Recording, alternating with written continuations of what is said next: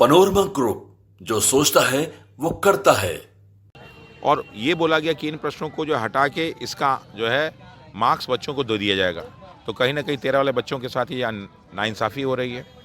और जहाँ पे इतने महत्वपूर्ण पदों की लड़ाई हो रही है, जिसमें एसडीएम और डिप्टी एसपी के पद है, वहाँ एक एक नंबर का कितना महत्व है। देखिए, हम लोग किसी भी हिंसात्मक चीज़ का समर्थन नहीं करते हैं, लेकिन अगर अहिंसावादी तरीके से रिक्वेस्ट करके सभी लोगों को अपने समर्थन में लिया जाए तो हम उसका समर्थन करते हैं। क्योंकि पप्पू यादव जी पहले दिन से हम लोग साथ आए और बहुत उन्होंने हम लोग के लिए किया, तो उनके हम आभारी रहेंगे कि इस संघर्ष को, इस सत्याग्रह को एक ऊंचाई तक पहुंचाने में उनका बहुत बड़ा योगदान है। सो सर हमारे साथ हैं, मामला कोर्ट में है, आंसर की में भी गड़बड़ी का मामला सामने आया है, क्या आपके पास जानकारी पहुंची? देखिए, अभी 2 दिन पहले बीपीएससी ने आंसर की जारी करने, प्रोविजनल आंसर की जारी करने की बात कही और कहा कि अगर आपके पास आपत्ति है तो 16 तक आपत्ति प्रस्तुत कीजिए। तो अब इसमें एक बात उन्होंने कहा, जो इक्वलिटी बिफोर लॉ की जो है अवहेलना करता है, कि जो 13 का पेपर हुआ बहुत तनाव में था, 4 वाला रिलैक्स में था। 4 वाले पेपर का स्टैंडर्ड भी 13 की अपेक्षा आसान था, और जो 13 वाला पेपर हुआ और 4 वाले में हुआ तो 4 में 3 प्रश्न भी गलत थे। और ये बोला गया कि इन प्रश्नों को जो हटा के इसका जो है मार्क्स बच्चों को दे दिया जाएगा। तो कहीं ना कहीं 13 वाले बच्चों के साथ ये नाइंसाफ़ी हो रही है। और जहाँ पे इतने महत्वपूर्ण पदों की लड़ाई हो रही है, जिसमें एसडीएम और डिप्टी एसपी के पद है, वहाँ एक एक नंबर का कितना महत्व है। लेकिन अगर हम बात करें 4 तारीख वाले पेपर की, अब सोचिए कि कौन सा एक्सपर्ट ये व्यक्ति पेपर बनाया होगा। वो तो अलग बात है कि 3 क्वेश्चन गलत आ गया, और क्वेश्चन का स्टैंडर्ड 4 वाला 13 की अपेक्षा बहुत ही निम्न था। लेकिन उसमें एक क्वेश्चन था ये कि ट्रॉपिक ऑफ कैंसर यानी कर्क रेखा कहाँ से गुजरती है। प्रश्न जो गलत था, एक्सप्लेनेशन उससे भी गलत था। एक्सप्लेनेशन ये कहता है कि बिफोर 2020 माने 2000 सन 2000 से पहले tropic of cancer pass through Bihar, ये जो है कर्क रेखा बिहार से गुजरती थी। और कह रहा है कि now it is through Jharkhand, और अब झारखंड से गुजरने लगी। कोई भी पढ़ा लिखा व्यक्ति इस बात को कहेगा कि कौन व्यक्ति ये एक्सप्लेनेशन दे रहा है।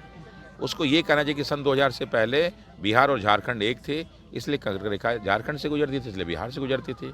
और अब जब झारखंड अलग हो गया तो जो है बिहार ऑप्शन नहीं होगा। और ये क्वेश्चन उन्होंने गलत दिया है। ये सबसे आसान ज्योग्राफी का क्वेश्चन इन्होंने गलत दिया है। वो कौन से एक्सपर्ट हैं जो प्रश्न बनाए हैं, और कौन से एक्सपर्ट हैं जो आंसर दिए हैं। ये सारे के सारे वही ग्रुप डी वाले लोग हैं जिनसे पूछ के प्रश्न बनाया गया और उनसे पूछ के आंसर भी लिखा गया है। दूसरा है, क्वेश्चन नंबर 1 ये था, स्नोफॉल इन उत्तर प्रदेश।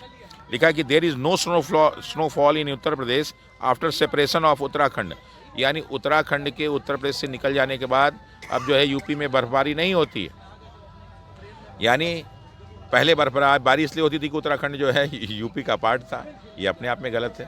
कहना चाहिए कि सन 2000 से पहले उत्तराखंड यूपी का पार्ट था और अब ये यूपी से बाहर हो गया है। तो उत्तराखंड में चूँकि पहाड़ी एरिया है तो वहाँ बर्फबारी होती है, यूपी में बर्फबारी नहीं होती है। तो इसका एक्सप्लेनेशन भी गलत है।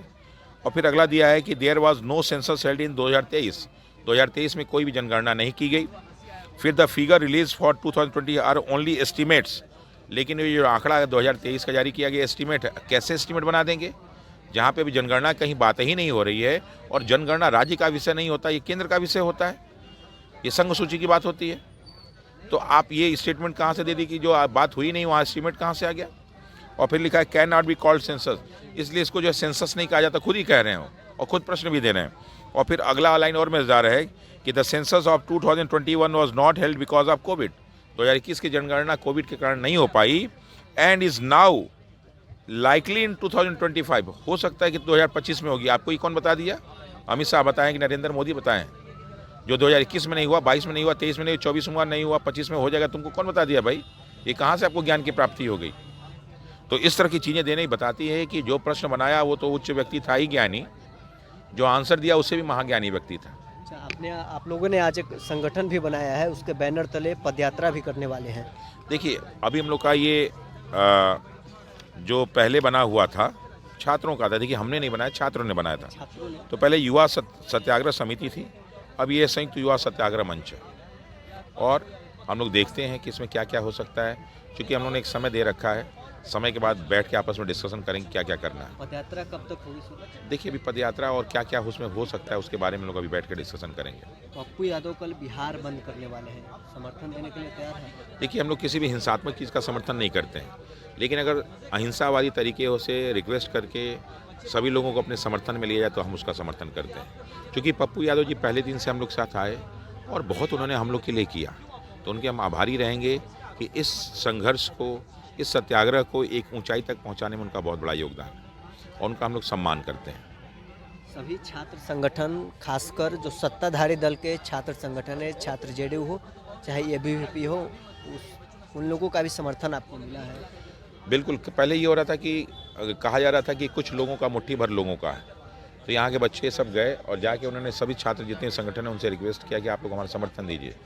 तो सभी लोगों ने प्रत्यक्ष या अप्रत्यक्ष रूप से समर्थन दिया और बहुत सारे लोग यहाँ पे आज आए भी हुए हैं। तो ये निश्चित रूप से हमारी बहुत बड़ी सफलता है। एक आखिरी सवाल रहेगा, एक तरफ आनंद मिश्रा बैठे हुए हैं, दूसरी तरफ एनएसवाई के लोग बैठे हुए हैं।